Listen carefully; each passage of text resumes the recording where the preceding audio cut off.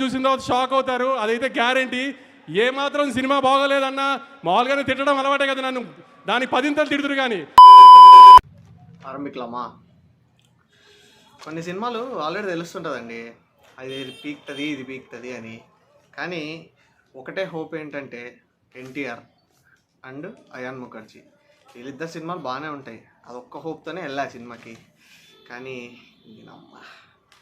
Rod భయ్యా మామూలు rod కాదు సినిమా. నాకు బేసిక్గా స్పై వర్స్లో సినిమాలు ఏమి నచ్చవు, అంటే ఆ కాన్సెప్ట్స్ ఆ స్టోరీస్ అసలు నాకు ఎక్కువ, అసలు నాకు అర్థం కూడా కాదు. అంటే లైక్ వాళ్ళు ఏ ఇంటెన్షన్తో తీస్తారో కూడా నాకు తెలియదు.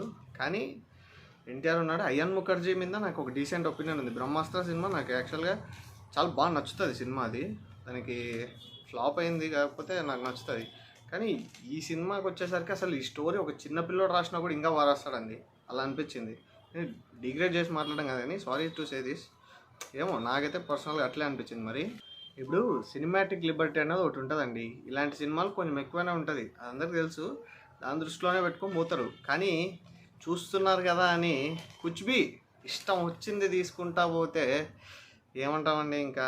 అండ్ ఎన్టీఆర్ గారి ఎంట్రీ సీను నేను చెప్తున్నా, దాన్ని ఫ్యూచర్లో ట్విట్టర్లో బాగా ట్రోల్ చేస్తారు, అది నాకు తెలియదు. ఇంకా ఎన్టీఆర్ గారి ఇంత హిట్ స్ట్రీక్లో ఉన్నప్పుడు ఇలాంటి డెసిషన్ ఎందుకు తీసుకున్నారా అనుకున్నా. సరే ఏదో ఉంటుంది అనే వెళ్ళాను, లోపలేం లేదు డొల్లా. అండ్ ఇంకొకటి అండి, నాకు ఇది తెలుగు సినిమా అని బాగా రుద్దారు. అంటే హృతిక్ రోషన్ని తెలుగు సినిమాకు పట్టుకొచ్చాం అని చెప్పారు. మరి తెలుగు సినిమా అయినప్పుడు ఎన్టీఆర్ ఒకటి ఉంటుంది, తెలుగు సినిమా కాదు. ఒక డబ్బింగ్ కానీ సరిగ్గా ఉండదు, ఏఐ వాడాం అది ఇది అని చెప్పారు. ఏఐ డబ్బింగ్ ఎన్టీఆర్కే లిప్సింగ్ సరిగ్గా ఉండదండి సినిమాలో, మీరు చూసుకోండి ఇంకా. అండ్ ఇంకొకటి ట్విస్ట్లు ఉంటాయి రివీల్ చేయొద్దండి అని, అది క్లిప్ వేస్తాను చూడండి. సినిమాలో మీ అందరికీ తెలియని ట్విస్ట్లు చాలా ఉన్నాయి, ఆ ట్విస్ట్లని మాత్రం బయటికి పెట్టకండి దయచేసి.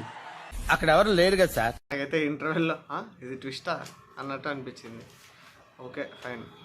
అందులో మాట్లాడుతున్నాం కాబట్టి ఇంకా టికెట్ ప్రైస్ ఇష్యూస్ అండి. టికెట్ ప్రైజ్ వాళ్ళు ఎంత పెట్టుకున్నా నాకు ప్రాబ్లం లేదండి. ఎందుకంటే cinema is a product and by చేసేది మనం ఆడియన్స్. దానికి డిమాండ్ పెంచింది ఎవరు? ఆడియన్స్. టికెట్ ప్రైస్ 1000 రూపాయలు పెట్టినా 2000 పెట్టినా నాకు నచ్చితే నేను చూస్తా. వాళ్ళు ఏదో చెప్పారు కదా. బేసిక్గా ఏంటంటే అండి, ఇదంతా ఒక మార్కెటింగ్ స్ట్రాటజీ. వాళ్ళు ప్రైస్ ఎంతనో పెట్టచ్చు, మీరు డిమాండ్ పెంచి మీరు వచ్చి మళ్ళీ టికెట్ రేట్లు తగ్గించండి అని ఫైట్ చేస్తున్నారు. ఇప్పుడు అలా ఫైట్ చేయాలనుకుంటే ఒకటే అండి, సినిమా చూడడం మానేయండి. వాళ్ళే మంచి కంటెంట్ ప్రొవైడ్ చేస్తారు మనకు. మీరు వచ్చిన ప్రతిదాన్ని లేపుకుంటారు మాకు మా హీరో అని. అలా కాకుండా వాళ్ళు చెత్త కంటెంట్ ఇచ్చారు, సినిమాలు చూడడం మానేయండి, ఆటోమేటిక్గా మంచి కంటెంట్ వస్తుంది కదా.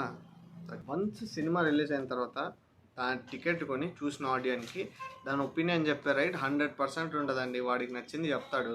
దాన్ని మీరు మైక్ ఉంది కదా ఇష్టం వచ్చినట్టు ఎట్లా వాగుతారు అని చెప్పడం it doesn't make any sense. ఎందుకంటే ఇప్పుడు నువ్వు కష్టపడి తీశారు, ఇంతమంది ఆడియన్స్ కష్టపడి తీశారు, ఎవరి కోసం తీస్తున్నారు? మీరు మీ డబ్బులు సంపాదించుకోవడానికి మీరు తీస్తున్నారు, అంతేగాని మీరేమి ఊరికే ఫ్రీగా అయితే ఎవరికి చూపారు కదా సినిమా. సో పబ్లిక్గా ఒక సినిమా రిలీజ్ అయినాక దాని మీద కామెంట్ చేసే రైటు ప్రతి ఒక్కరికి ఉంటుందండి, అది ఎవరైనా. That you have to accept. Me until unless వాళ్ళు పర్సనల్గా వెళ్ళి మరీ డిగ్రేడ్ చేసి మాట్లాడితే తప్ప ఒపీనియన్ చెప్పే రైట్ ప్రతి ఒక్కరికి ఉంటుంది.